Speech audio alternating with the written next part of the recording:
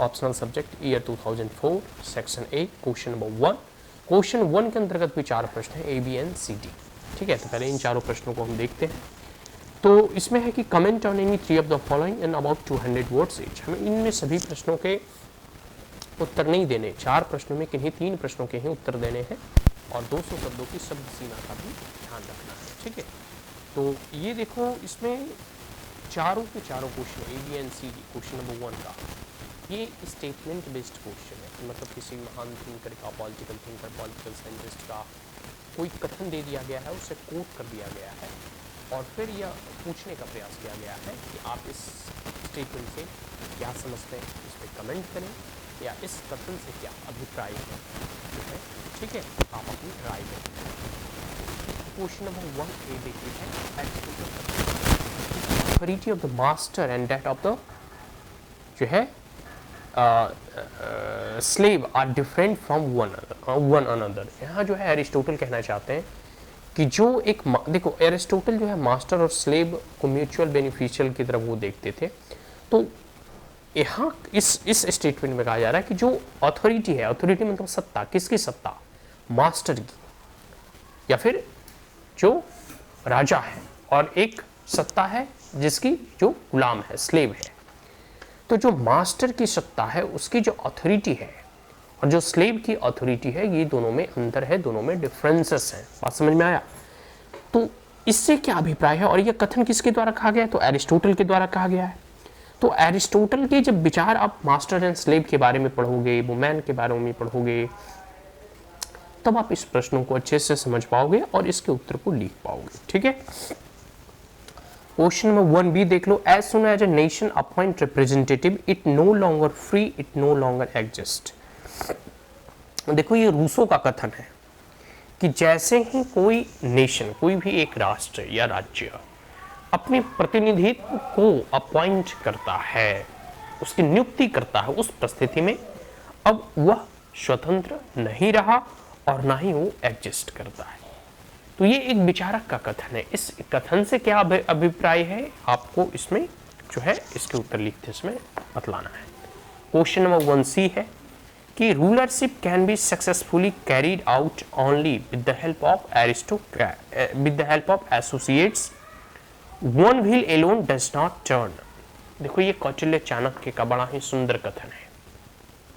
हमारे जो है कह सकते पॉलिटिकल गुरु भी है कौटिल्य चाणक्य, और आइडियल भी है, इंस्पायरेशन भी है, रोल मॉडल भी है।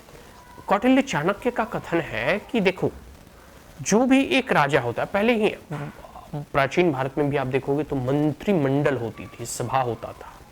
राज्य में भी आप देखो जो मॉडर्न डेमोक्रेसी है, लोकतंत्र है, उसमें भी एक मंत्री मंडल होता है। कई एक राजा के साथ कई सभासद उनके लोग होते हैं, मंत्री होते हैं, नेतागण होते हैं, जो कि अहम और ठोस निर्णयों को लेने में राजा के सहायक होते हैं या फिर वर्तमान सरकार में प्रधानमंत्री के सहायक होते हैं। ठीक है, तो इसमें पूछा जा रहा है, इसमें कौटिल्य कहना चाह रहे हैं कि जो रूलरशिप होगा, ठीक है, वो तभी कामयाब होगा, तभी सक्सेसफुल अपने नियमों का क्रियान्वयन कर पाएगा जब उसके एसोसिएट्स उसकी मदद करें, मतलब उनके जो सहायक हैं मंत्री के तौर पे और जो भी उनके कर्मचारी हैं राज्य के, उनके सहायक होंगे, तभी वह राज्य और उस राज्य के राजा का निर्देश से जो है 100% सफलता जो है अर्जित कर पाएगा। और इसमें कहें कि जैसे एक रथ है तो रथ का 2 पहिए होते हैं, तो अगर एक पहिया राजा है तो दूसरा पहिया मंत्रिमंडल है। अगर एक ही पहिया रहा तो वो रथ नहीं चल पाएगा। बात समझ में आया? ये जो है कौटिल्य चाणक्य कहना चाहते हैं। आप इसे इस रूप में भी समझ सकते हो कि मान लो एक पक्षी है, राज्य एक पक्षी है, पंछी है, और उसके 2 पहिए हैं, एक है कि राजा और दूसरा मंत्रिमंडल। दोनों पंख के माध्यम से उस राज्य का संचालन चलता है या वो पंछी उड़ता है। अगर एक ही पंख रहे तो फिर वो पक्षियों का उड़ना संभव नहीं होगा। ठीक है, तो ये कौटिल्य चाणक्य का कथन है। अब हम 1D देख लेते हैं कि the end of law is not abolish और restrain but to preserve and enlarge freedom. ये देखो जॉन लॉक का कथन है कि कानून का अंतिम जो उद्देश्य है, जैसे हर एक राष्ट्र राज्य का जब निर्माण हुआ तो कई प्रकार की नियमें और कानूनें बनाई गई। कि राज्य और पूरी की पूरी शासन व्यवस्था सुचारू रूप से चल सके। तो लॉक कहना चाहते हैं, जॉन लॉक यहाँ कहना चाहते हैं कि देखो, जो नियम कानून का उद्देश्य है, जो पर्पस है, ठीक है, वह किसी भी प्रकार की बाधा को रोकना, ठीक है, या उसे खत्म करना, एबॉलिश करना नहीं है, बल्कि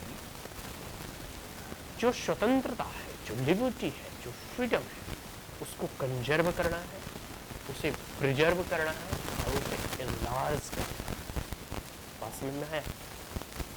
जो नियम कानून होंगे, जो बनाए जाएंगे, वो किसी भी बाधाओं को सिर्फ रोकना नहीं, बल्कि व्यक्ति की स्वतंत्रता को और बढ़ाना है। ये जॉन लॉक का कथन है। देखो, कोई महान थिंकर ऐसे ही नहीं बन जाता।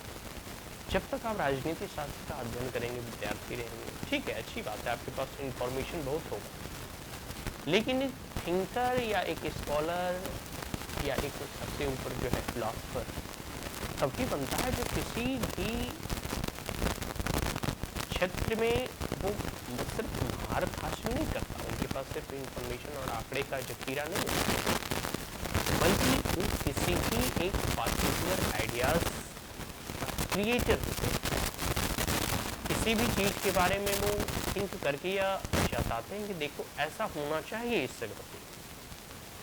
नियमों कानूनों का कई जगह देखोगे आप लोगों को, बोलोगे कि सुचारू रूप से शासन व्यवस्था चलती रहे, सबका भला होता है, तो ये सब कॉमन चीज है। जो महान महान थिंकर होते हैं वो का स्तर ही एक ऊपर लेवल का होता है, ठीक है। तो ABNCD ये चारों प्रश्न हो गया क्वेश्चन नंबर 1 का, याद रखिए। इन चार में से 3 प्रश्नों को उत्तर देंगे। अब हम क्वेश्चन नंबर 2 देखते हैं कि what is the concept of justice in modern political theory.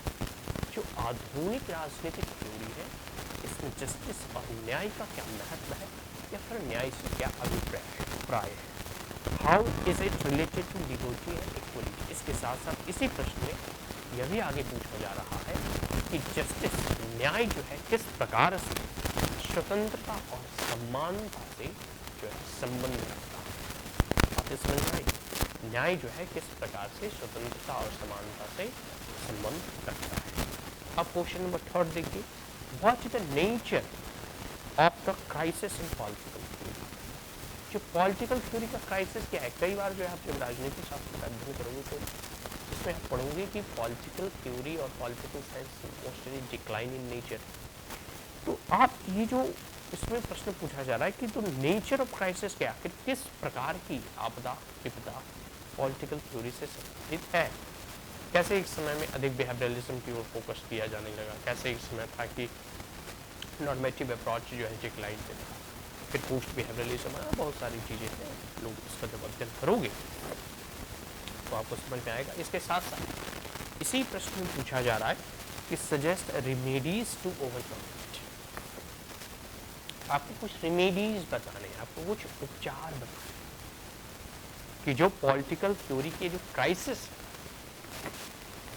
जो आपदा है, इसका निपटारा कैसे है। तीसरा हो गया क्वेश्चन नंबर 4 देख लो कि critically examine the Marxian theory of social stratification. जो मार्क्सियन थ्योरी है सोशल स्ट्रैटिफिकेशन का, उसके बारे में हमें लिखना है, ठीक है। बहुत ही इजी क्वेश्चन है। मार्क्स के सोशल स्ट्रैटिफिकेशन पर क्या अवधारणा है या क्या उनके विचार हैं, इसके बारे में जो है मैं प्रश्न में उत्तर लिख दें, ठीक है। हैव्स एंड हैव्स नॉट्स के बीच में, और मतलब एक प्रकार से वर्कर्स एंड ऑनर्स के बीच में बहुत सारे डिफरेंसेस हैं। तो ये मार्क्स में एक प्रकार की अपनी क्लास की स्ट्रैटिफिकेशन की है, उसके बारे में आपको बताना। तो ये सेक्शन 1 का चालू प्रश्न हो गया। अब हम लोग in the next video we will go to look into the section 3। So that's all, thank you, have a great day, जय हिंद।